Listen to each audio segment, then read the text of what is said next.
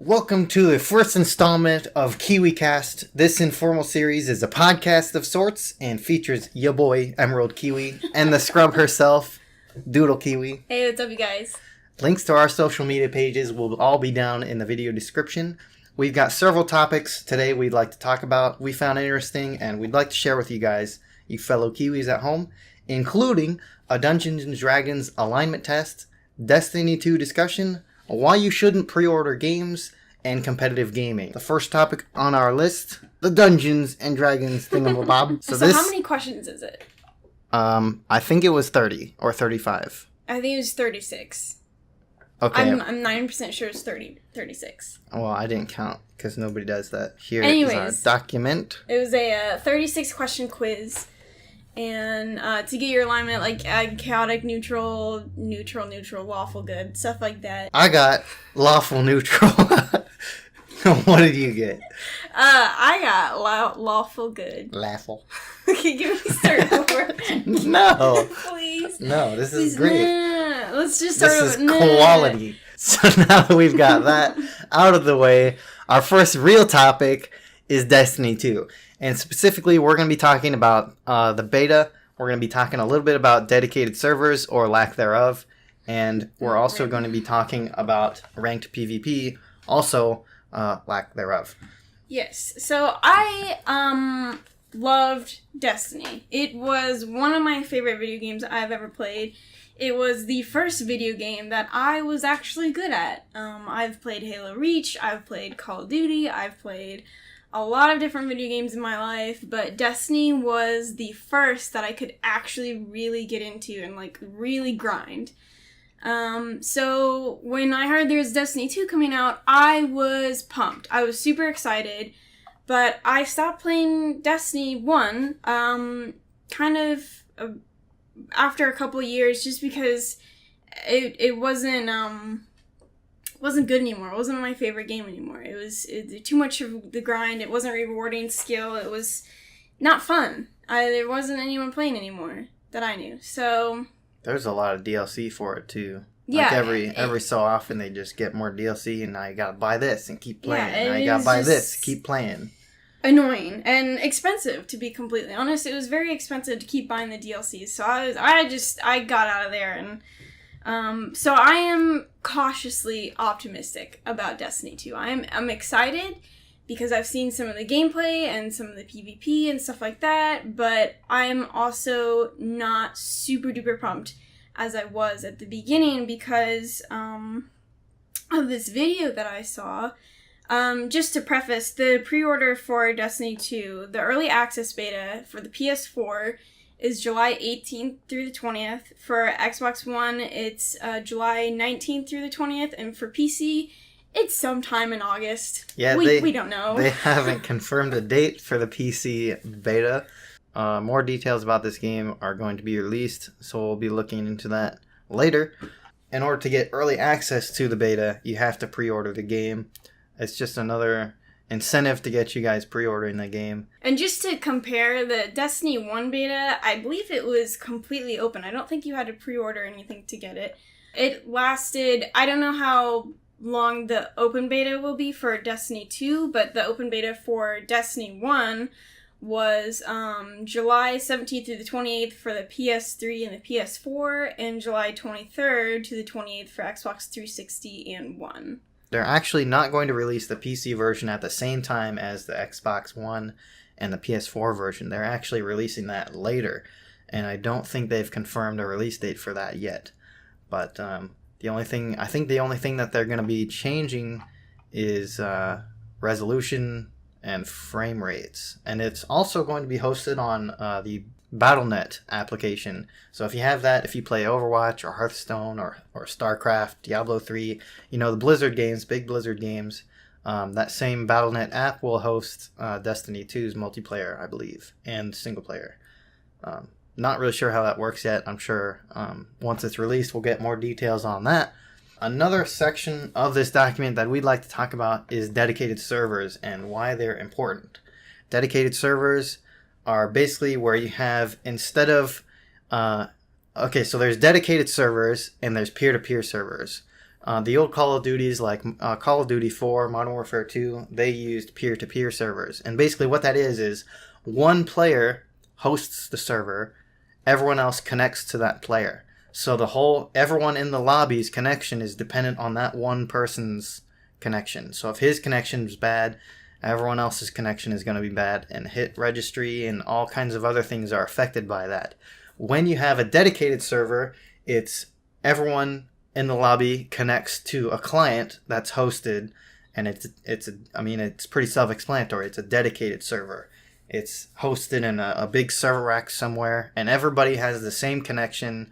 I mean, it kind of varies depending on where you live, how far away you are from that server, but most games do a good job if they have dedicated servers of connecting you to a close server so you have the best connection possible. And the reason why this is important is because it just makes the whole experience a lot better if you have a consistent everything. And the reason why we're talking about this is because Destiny 2 is not using dedicated servers. They said, in a quote on their page, Matt Seeger, the engineering lead, said, "We've invested heavily in new server infrastructure for Destiny 2, including using cloud servers for gameplay for the first time. We really believe that this is the best model for all Destiny 2's varied cooperative and competitive experiences." So their team seems to be pretty believing in their server models. So we'll see how that goes. But I really think that they kind of missed an opportunity to invest in dedicated servers and just make the experience better for everyone. Yeah, for sure. But just to give you guys an idea of the kind of reputation I have in this game before we go on to criticize it. Oh boy. My credentials. I have logged 29 days of game time in Destiny. That's crazy. I have had 9 full days in Crucible, 7 days in regular patrol, and my all-time KD is 1.4. I've gone flawless plenty of times. I really, really enjoyed PvP.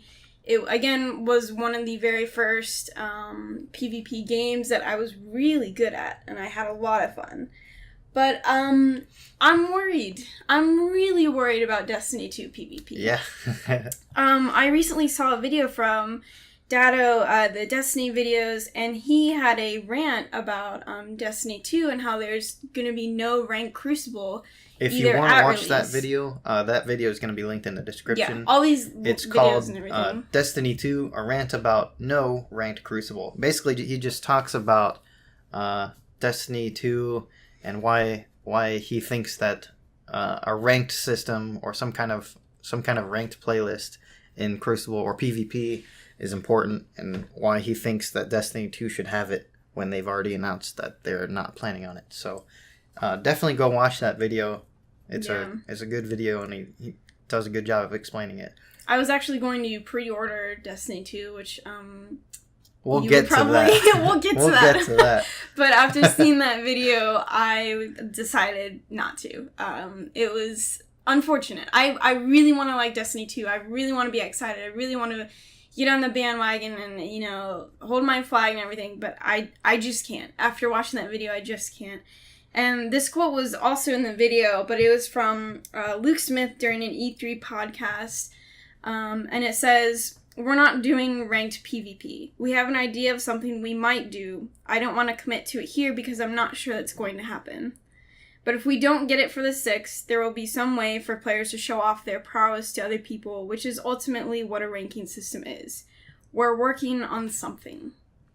So that's encouraging. It's not definitely. Not too promising. That's why I'm worried. I just this video goes into so much more depth, and it explains all of the concerns so perfectly without yelling at anyone or going up in arms. It's very calm criticization. That's a word now of Bungie and Destiny 2, and I totally agree with it. And again, it's why I canceled my pre-order. Yeah, that's kind of unfortunate. Although we'll get to that pre-ordering part in a second. So, to summarize, I really just think that, you should definitely go watch this video and then come back. But I think Bungie is afraid of rewarding skill, and it's afraid that those who aren't good or don't have enough time to play will go up in arms and, you know, attack Bungie and this game sucks or whatever. And it's like, that's simply not true. You know, a point he made in the video was, you know, if he doesn't get champion in whatever game, if he doesn't get the top rank in Overwatch because he didn't have enough time, or if he doesn't get, you know, the best rank in Rainbow Six Siege or whatever it is, he's not mad, you know? And I think Bungie and Destiny 2, they need to open the doors to reward skill. That's basically all it comes down to. Yeah. I mean, Overwatch has a ranked system. Rocket League has a ranked system. Counter-Strike Go has a ranked system.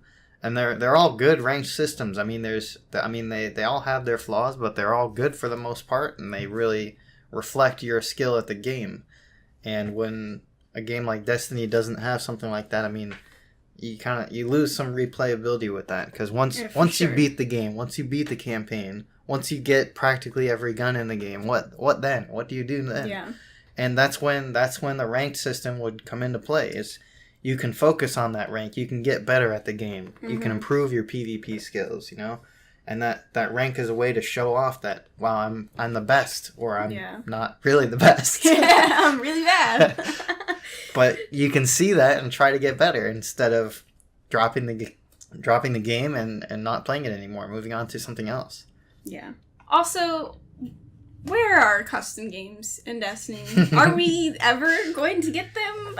Can we have them, please? Like, just one, like, please? Amazing things. Even if it wasn't custom games, if it was just a private match. Yeah. You know, you can host the tournament at your house with your friends or something like that. I mean, there's no competitive scene in Destiny because they don't have private matches. Yeah. There's no way to set that up.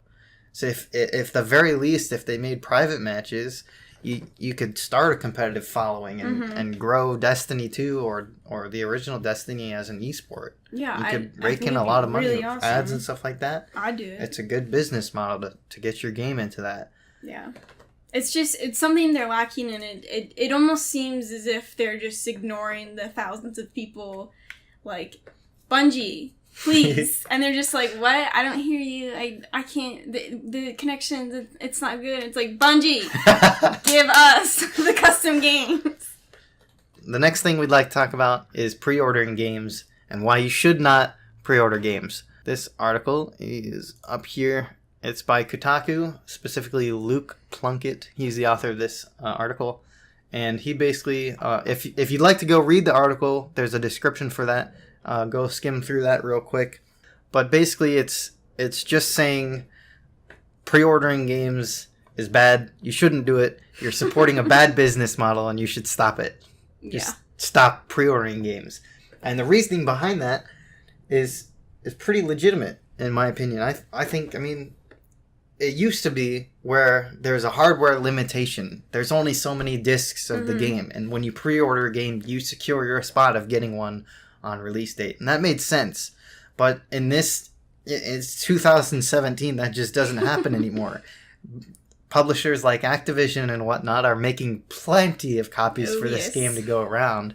You don't have that problem anymore. So pre-ordering really does nothing. And that's why you're seeing all these stupid digital incentives like get a pre-order skin or even in Destiny 2 get early access to the beta. Yeah. You can play the beta early for a couple of days, but then everyone gets it anyways. So really, what did you accomplish? And the other thing is, you can just get the game digitally. So what use does your pre-order serve then? Why would you pre-order it when you can just download it on day one? There's not really, that just doesn't make sense to me.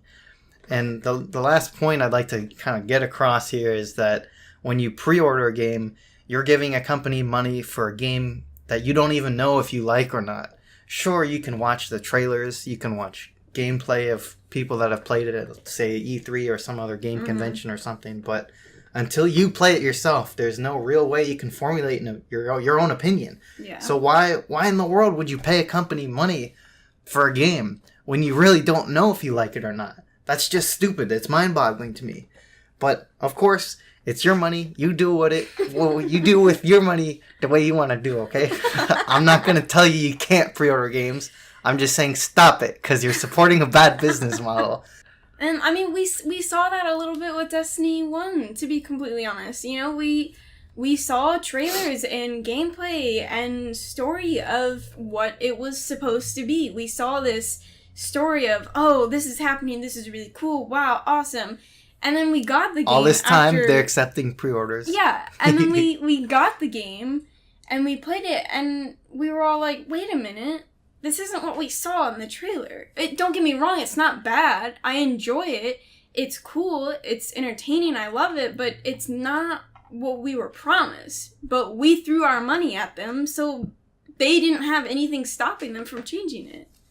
Yeah, I mean, once you pre-order the game, they've already got your money. I mean, in theory, they can do whatever the heck they want. They can give you a turd in a game case for all they care, and you've still already paid for it. There's nothing you can do now. I mean, I guess you could get a refund, but why go through all of that trouble when you could have just not pre-ordered it in the first place? I mean, you do the same thing with, like, mattresses and stuff. Like, you get a mattress, you, like, try it for, like, a week, and then you pay for it. You don't pay for something that you aren't sure you're going to like or not, I mean, you know? You wouldn't go to a dealership and give a car dealer $30,000 for a car you've never even looked at or drove. Yeah.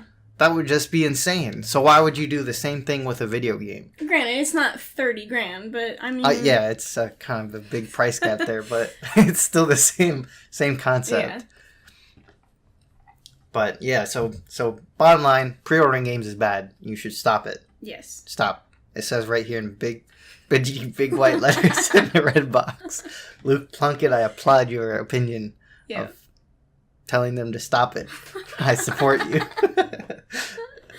The other thing we'd like to talk about today is competitive gaming. Recently, we both attended the 2017 Call of Duty World League Stage 1 Global Pro League. It was hosted in Columbus, Ohio. We went to that in the MLG studios. It was lit. It was lit. It was awesome. Really cool. I mean, you can watch the stream online, but it's really... And I did watch the stream for most of the group stages of the game, but it's really just not the same as actually being there. And I mean, there weren't a lot of people. It was maybe 50 people because it was a small studio. Yeah, the arena's not, not really an arena, but the studio is not really that big. It's not meant for huge audiences like a football stadium or something crazy like that. It was awesome when a team got a kill or made a huge play. Yes. Everybody, you could feel it. Everybody knew that. Cheered, and it was awesome. The energy in the room was really cool to be a part of. As dumb as it sounds. Yeah, as dumb as it sounds. If you are ever near a competitive gaming event, within an hour's drive, just go. Any esport for that matter. Go. Any esport, not just Call of Duty. Yeah. I mean, sure, Call of Duty's pretty popular, but anything, Counter-Strike, Overwatch, Halo, anything you can find that's nearby, go to it and watch it. Buy tickets, don't buy tickets, I don't know. Watch the stream, do something, because it's awesome, and you should be involved as a spectator. It's really cool to see. I mean, maybe you don't have a favorite team. Maybe you don't know any players. Maybe you're new to esports, but I highly recommend that you at least watch a stream, tune into one of those. If there's one coming up near you, I guess a stream wouldn't be nearby, really. Yeah, I guess not. But the esport, company and the economics of esports, it's growing. It's getting bigger. It's getting more recognized. The pools are getting bigger. Just this event, they competed for $500,000. The first place team got, I think, $230,000. Something like that. Yeah, it was almost half of that, but it's split among 4 players. I mean, even just coming last place in this tournament guaranteed your team $8,000. I mean, that's a nice chunk of change, I think. I mean, even though it's split amongst 4 people, you gotta think these guys. I mean, these guys are playing video games for a paycheck. That's amazing. I want to do that. I would do it if if it was livable. I just want to bring up a point. There was this guy at the CWL Stage 1 Gold Pro League in Columbus, Ohio, who brought a toaster. And I saw that. He got it. He's sitting in front of us, and I I was so confused. I thought it was like a microwave or something. I was like, bro, what are you doing? But then I saw it closer, and he got it signed by, like, almost everyone who was there. Like, all the casters and all the teams and the people, and it was just like, wow, I wish I had thought of that, because that's something that, like, you use every day, and I don't know, it was just, whoever it was comes really to funny. his house is gonna ask him, what the heck is that? Yeah. And he's gonna be like, dude, I got this signed by some of the best Call of Duty players and casters in the world. Where's your toaster? You can't compete with that. You can't toast your toast in a toaster like mine. I mean, his is the only one in the world, guaranteed. Right. Nobody else has a toaster Right. like that. I wish There's no way. I would pay money for a toaster like that. He could. I mean, I bet. I wonder if he sold it. He probably sold it. It's got so many of those signatures. We might find a link on eBay for you guys, and it'll be a toaster signed by a whole bunch of eSports players. Anyway, that was just a life goal kind of thing. Like, honestly, I wish I'd thought of that, and it was really cool to see. But ever since that event, I personally have become super interested in becoming a part of the competitive gaming community. And just to preface, I suck at video games. I really do. I can vouch for that. I mean, a couple years ago, it was bad, and I genuinely felt bad for, letting down my team. And what was the first game that you played? I think it was Halo Reach. That was the first, like... Well, that was, like, the first shooter game. But, like, what was the first game? The first game. Was it on your Game Boy Advance back in the day? Oh, man. It must have been. But I remember playing 007 on GameCube. Oh, yeah! But that was, like, God. that was way after we had Game Boy Advances and DSs and stuff. But that was, like, the first, like, controller in my hand, focusing on what I'm doing, trying to beat you kind of game. And this wasn't 007 GoldenEye. It was 007 Agent Under Fire. It was for the GameCube. It was pretty lit. I mean, it was the first shooter game that It was the first shooter game that I had played, really. And until I went to my friend's house and played Halo 2 and Call of Duty 4, I was in awe. It was a great game. I mean, it was pretty bad, but it was great. It was a great game. Yeah, we thought it was great because there wasn't anything better. I mean, we were just kids and we were shooting people like it was real life. This was awesome. Okay, this isn't. I mean, yeah, we played like Mario Kart and Yoshi's Island and stupid stuff like that. I mean, not stupid, but relatively speaking, that was all like pillowy and that was next level. Yeah, I win. Until we played 007. Yeah, that was the new top of the top game. I think that's what it sparked it for me. Because, like, honestly, I played that, and you were so good, and I was so bad, and I was just like, gosh dang it, I just want to beat you. Just once. It might have happened a couple of times, but I don't know. Honestly, I don't remember. I doubt it. I'm trying to count. Okay. I know. I'm trying to help you here. But I'm just being honest. Because I'm lawful good, so I gotta be honest. Oh, yeah, forgot. So, by the way, I play Call of Duty Infinite Warfare and Halo 5 on Xbox One, and if anyone needs a fourth teammate, pick me up. My gamer tag is DoodleKiwi, all lowercase. Hit me up. Not the best, but not the worst. Right. I mean, at least average.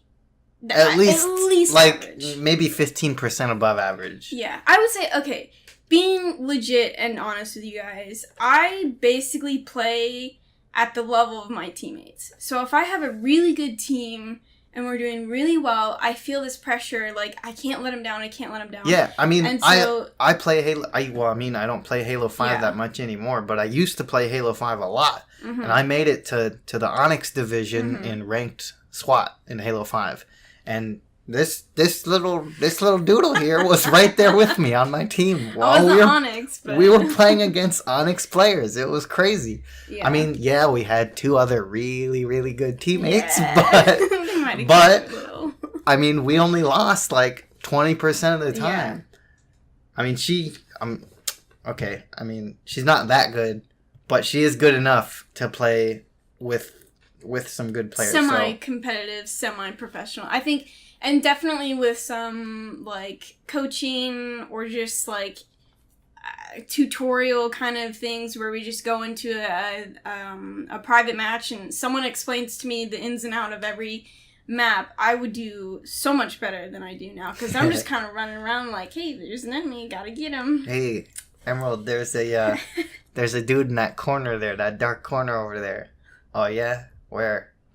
Oh, thanks, I'm already dead. Yeah, basically. Thanks for nothing. Hey, your callouts are top notch. To the right, nope.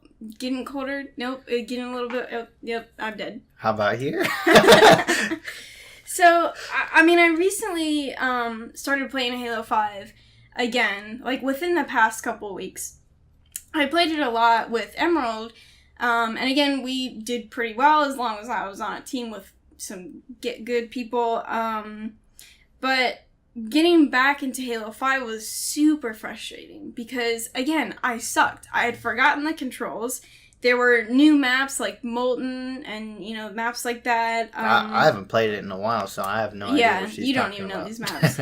I don't even know. And I had also started playing Claw, which, for those of you who don't know, is like a specific way to hold the Xbox controller, and it's kind of weird. Really, any controller, but... Well, yeah. Here.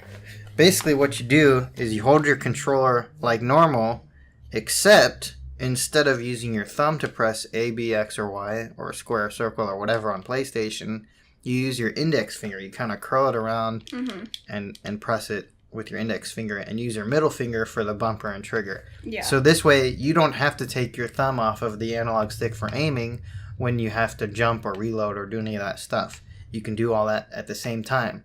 Instead of playing normally, you'd have to move your thumb off of the aiming stick.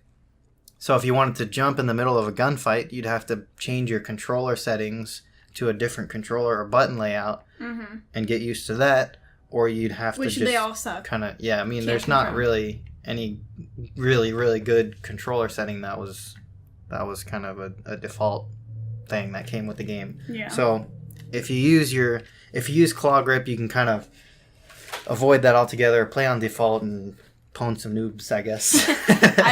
Only the coolest of MLGs practice the claw grip, so yeah. I'm amongst the elite and the among coolest. The most popular is the one and only Scumper Jumper that plays for Team Optic. But one of my friends introduced that method of gripping the controller to me when he was trying to teach me how to trick shot on Black Ops 3. As embarrassing as it is, I did it for a couple days and gave up because I'm pretty bad. Yeah. But I stuck with the grip, and I use it in Rocket League and Halo 5 and anything that requires me to use a controller. Mm-hmm. I like it. Yeah, and you taught me how to use it, and at first I was like, this is stupid. It takes several games and several days to get used to, but once you do, it's a serious advantage. Yeah, for sure. It's definitely worth the cramping for a couple of days in your hand, but after that... As a fair warning, if you experience any real pain doing this, you really should stop. Yeah, just turn off that Xbox or PS4 and go outside. Step outside and view the sun. Anyways, going back into Halo 5, it was super frustrating because of all these reasons, and so, like any old person, I was like, okay, well, I'm going to go to YouTube, and I'm going to find some videos on how to get good, because I need help. She texted me the other day. She said, let me find this really quick. Okay. Okay, you read it. Okay, so I asked him, what are you playing tonight? And he's like, oh, Rocket League, maybe Starbound. And then I said, I need help getting better at Halo 5, though. And then he says... Just get good. Easy peasy. and not easy peasy as in, spelled out, EASY peasy. It was literally the letters easy peasy. And I got so triggered. Shut up. So I decided, I'm just going to go to YouTube and figure this out on my own. So I looked up videos the best sensitivity, Magnum aiming tips, nading tips, stuff like that. And I'll be honest, I thought the higher the sensitivity, the best results will happen with that. And I was like, yeah, 10 sensitivity, let's go. We're gonna pwn some noobs and whip around. God, it was embarrassing. It was really embarrassing. And on Infinite Warfare, I thought that too. So I had, like, my sensitivity, I would, like, slowly inch it up, and it even had, like, a little warning at the bottom. I was like, this is really high. Are you sure? And I was like, oh, yeah, I'm ready. I can do this. I can handle it. Yeah, and then I saw that it was, like, probably my first video, and I was like, yeah, turn down your sensitivity. I'm just like, oh, shoot. First tip for the first video. Yeah. Change your sensitivity and make it lower. Oh, okay. Yeah. Everything is a lie. Yep, basically. Everything I thought I knew about video games was wrong. But, while looking around for all these tips, for Halo 5, I found these, arena map analysis videos made by this gamer Proximitty. And we'll link his channel down below, but, I was watching one of his analysis videos for a map that I thought I was familiar with. And the video in question. It just blew my mind by how much detail and just how much game awareness and teamwork that his team had, even though he was just playing with friends or whatever. But I mean, this might sound really ignorant to people who play competitively all the time, but I genuinely had no idea how much went into a seemingly simple competitive 4v4 Slayer.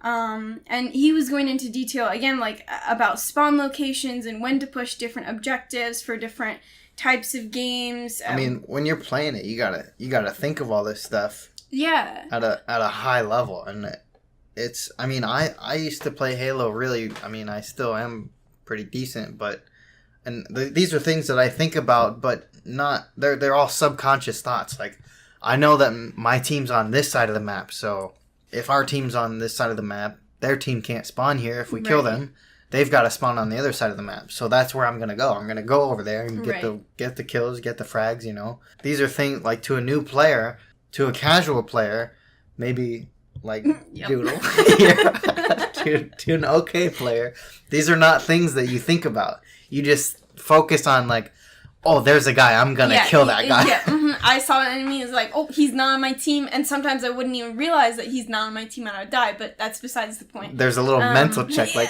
I'm blue team, he's red team, he's not on my team, okay, I gotta shoot him. But these are just subconscious things, like spawning mechanics, aiming mechanics, strafing, movement, positioning, power weapons, map control, all kinds of stuff that a more casual or a not as high level player would think about on a normal basis. So learning all these new things is crucial to playing in any sort of competitive environment. And I genuinely just had absolutely no idea. I mean, I thought this is a whole new world. Yeah, it was mind blowing because of this one really sick play that just, like, made me. It felt like an out of body experience. So I was just like, oh my god. I get it. I really get it. And props to Proximitty for really breaking this down. Yeah, he explained it so perfectly. I'm going to try to find the timestamp in the video. I think it was roughly 8 minutes into the video. But it's a Coliseum Team Slayer in-depth gameplay breakdown. And basically, he does a video commentary of him in theater mode of a match that he played, a professional scrimmage match. This was just a scrim and arena. Yeah, it was just a team scrim. Yeah. But he breaks down all of his plays, his thought process, why his teammates or himself did this and not this, or why he positioned himself in this, or, like, why he did certain things in his match, and really breaks it down and explains himself while he's explains his thought process at a high level. So there's this one, like, sick play that they made, and I'll try to be as brief as possible, but basically he was on a ramp and he like paused the video or paused the theater mode thing, and he was like, okay, so I'm here, my teammates are here, here, and here, that leaves only 2 possible spawn locations, which are here and here, and he shows in the video where everything is. And he's like, okay, well, it's probably, the enemies are probably not going to spawn at this location because I'm looking this way and that influenced spawn location. So that means that they're probably going to spawn behind me at this location. And so he throws a frag grenade to that spawn location, and then he turns back around and he gets a hit marker. And he's like, oh, okay, cool, I got a hit marker. that means that he's probably low or one shot, which means he's probably gonna, like, wait, get his shields back up, and then challenge me. So he cleans up a few kills in the meantime, and then he's like, no big deal. Yeah, he's just sniping just everyone. Leave that guy alone for a second. And then he turns back around and kills them. And to me, this was just like, I mean, he went through it 2 or 3 times because there was so much detail of just like, this is how you play at a high level. These are the things that you are thinking through and things that you have to keep in mind in order to win at a high level competitive gaming. And like, this isn't just for Halo 5. This is for every competitive game out there in the world. Specifically, most shooter games will have, I mean, obviously there's respawn locations and stuff like that, but I mean, most shooter games are all similar in that they're shooters, but they all have similar mechanics like this. And if you get a grip on one game, you can really carry that over and carry those skills and knowledge with you to another game that you play.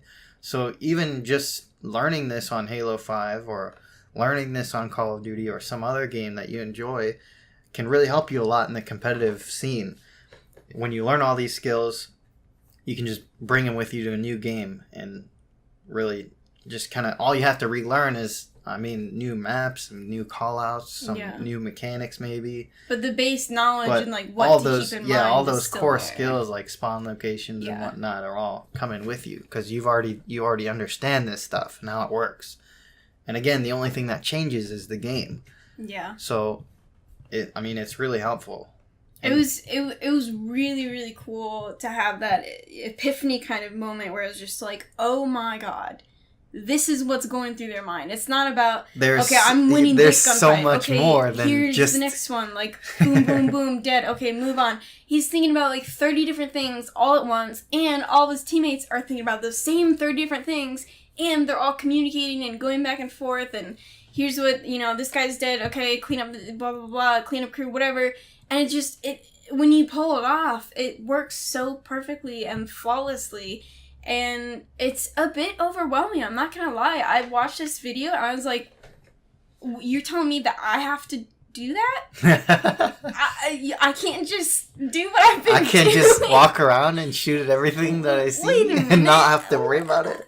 Shoot, dude, there's so much more to this than, that meets the eye. And, you watch these streams or the videos of these competitive gamers and it looks so easy and everyone's like, oh, well, I could do that. And, even I thought like, oh, well, I could do that. But then you watch a video like this and you're just like, there's so much more. Like, winning the gunfights is just the surface level thing.